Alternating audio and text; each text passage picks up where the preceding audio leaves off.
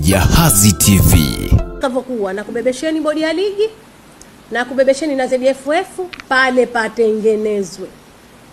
Kauli ya serikali kupitia Katibu Mkuu Wizara ya Habari, Sanaa, Utamaduni na Michezo, ndugu Fatma Hamadi Rajabu, kuhusu uvunjifu baadhi ya miundombinu ya uwanja wa Mau uliosababishwa na vurugu kwenye mchezo wa ligi kuu kati ya KVZ dhidi ya Mwembe Makumbi, ambapo walipopoteza mchezo wa bao 2-0. Tayari ZFF imetoa adhabu kwa timu husika kwa mujibu wa kanuni, ambapo Mwembe Makumbi wametozwa faini ya shilingi milioni 5 sambamba na kulipa gharama za uharibifu wa miundombinu hiyo, huku pia imefungiwa kutoingiza mashabiki kwa mechi 4 mfululizo za ligi kuu, huku adhabu nyingine zikiangukia kwa baadhi ya viongozi wa Mwembe Makumbi na KVZ, pamoja na faini ya Laki5 na kufungiwa kwa miezi 3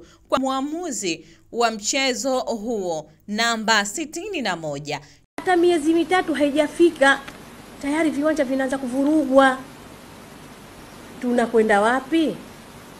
Tuna malengo gani? Hata mpaka tukaruhusu manake timu zikapigana watu wakavunja. Nyie mlikuweko wapi? Au ndo viongozi mabosi nyie mnakaa tu kwenye maruninga yenu mnatizama, hamshuki kwenye viwanja? Maagizo yangu kwenye hilo, maagizo yangu, viwanja vikatengenezwe, lakini hatushughuliki. Sasa meli zigo vyote yani vitakavyokuwa, na kubebesheni bodi ya ligi na kubebesheni na ZFF pale patengenezwe.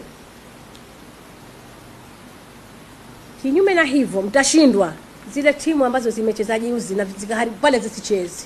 Lakini kuna sheria, mila, sirka na tamaduni zetu za Kizanzibari, lazima sisi tuende na tamaduni zetu. Kuna kanuni ambazo sisi kama sisi tunatakiwa tuziweke kwenye kanuni zetu. Wenzetu bara wakivunja, mhakikishe kuna faini kubwa pale ambayo inatolewa.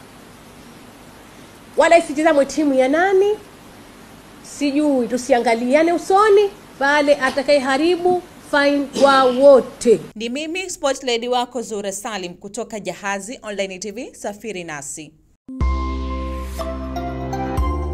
Jahazi TV.